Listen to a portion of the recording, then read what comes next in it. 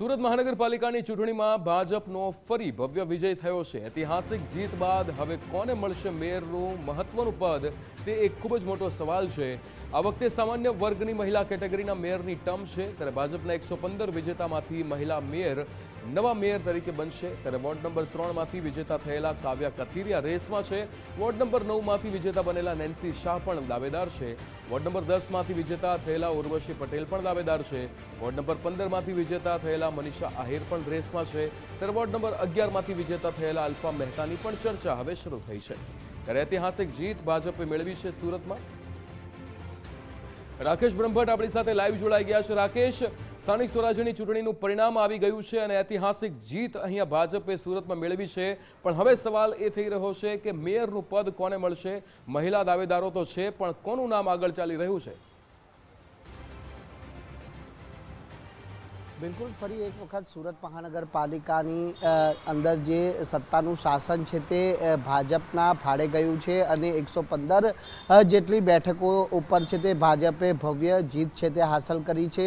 હવે જે મેયર પદના દાવેદાર માટેની જે ચર્ચાઓએ છે તે ભારે જોર પકડ્યું છે અને આ ચર્ચાઓ વચ્ચે છે તે 5 જેટલા મુખ્ય ચહેરાઓમાંથી એક ચહેરાને મેયર પદ તરીકેનું સ્થાન આપવામાં આવે તેવી ચર્ચાઓએ હાલ જોર પકડ્યું છે। જેમાં વાત કરવામાં આવે તો વોર્ડ નંબર 3 માંથી હાલ જ ભવ્ય વિજય હાંસલ કરનાર અલ્પેશ કથિરિયાના પત્ની કાવ્યા કથિરિયાને પણ મેયર તરીકે છે તે હાલ જોવામાં આવી રહ્યા છે। તેવી જ રીતે વોર્ડ નંબર 9ની અંદર નેન્સી શાહ કે ભાજપનો વર્ષો જૂનો આ ચહેરો છે અને એક સક્રિય કાર્યકર્તા અને કોર્પોરેટર તરીકે પણ ચાલી આવ્યા છે, એટલે નેન્સી શાહનું નામ પણ છે તે મેયર પદની રેસની અંદર હાલ ચાલી રહ્યું છે। તેવી જ રીતે વોર્ડ નંબર 10ની વાત કરવામાં આવે તો ઉર્વશી પટેલ કે જેઓ પણ ભાજપ જોડે વર્ષોથી જોડાયેલા છે ને સિટિંગ કોર્પોરેટર તરીકે પણ ચાલી આવ્યા હતા, ત્યારે ઉર્વશી પટેલનું નામ પણ મેયર પદ માટે હાલ ચર્ચામાં છે।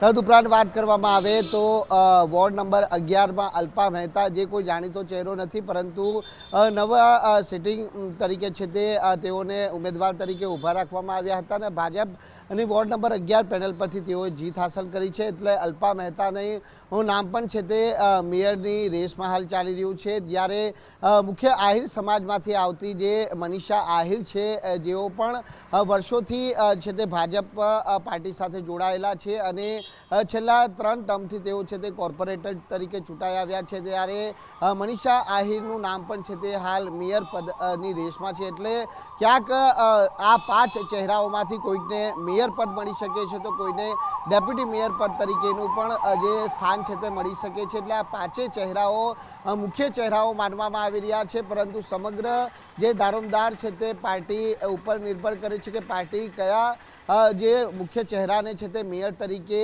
પસંદગી કરે છે। પરંતુ સૂત્રોની વાત માનવામાં આવે તો ઉર્વશી પટેલ, કાવ્યા કથિરિયા અને નેન્સી શાહનું નામ છે તે મુખ્ય સ્થાને રહેલું છે, કારણ કે આ ભાજપના જૂના જોગી અને જૂના ચહેરાઓ છે તે ગણવામાં આવી રહ્યા છે અને ભાજપના વર્ષોથી જ્યારે સક્રિય કાર્યકર્તા તરીકે ચાલી આવ્યા છે ત્યારે તેઓના વોર્ડમાં જે તેઓની કામગીરી પણ છે તે સક્રિય રહેલી છે। કાવ્યા કથિરિયા જે અલ્પેશ કથિરિયાના ધર્મપત્ની થાય છે ને હાલ જ તેઓને પાર્ટી તરફથી ટિકિટ આપવામાં આવી હતી, ત્યારે જે પાટીદાર ગઢ ગણાતા વિસ્તારોમાં કે જ્યાં આપની સીટ હતી તે સીટને ટક્કર આપી અને કાવ્યા કથિરિયાએ જીત હાંસલ કરી છે, ત્યારે કાવ્યા કથિરિયાને પણ ક્યાંક મેયર પદ મળી શકે તેવી સંભાવનાઓ અહીં જોવામાં આવી રહી છે। જી બિલકુલ રાકેશ, સમગ્ર માહિતી સાથે જોડાવા બદલ આપનો આભાર। ત્યારે હવે સુરતની અંદર કોણ મેયર બનશે તેને લઈને એક સવાલ થઈ રહ્યો છે, ત્યારે કાવ્યા કથિરિયાનું નામ એ રેસમાં સૌથી આગળ છે, સાથે જ વોર્ડ નંબર 9ના વિજેતા નેન્સી શાહ પણ દાવેદારીમાં અત્યારે આગળ છે।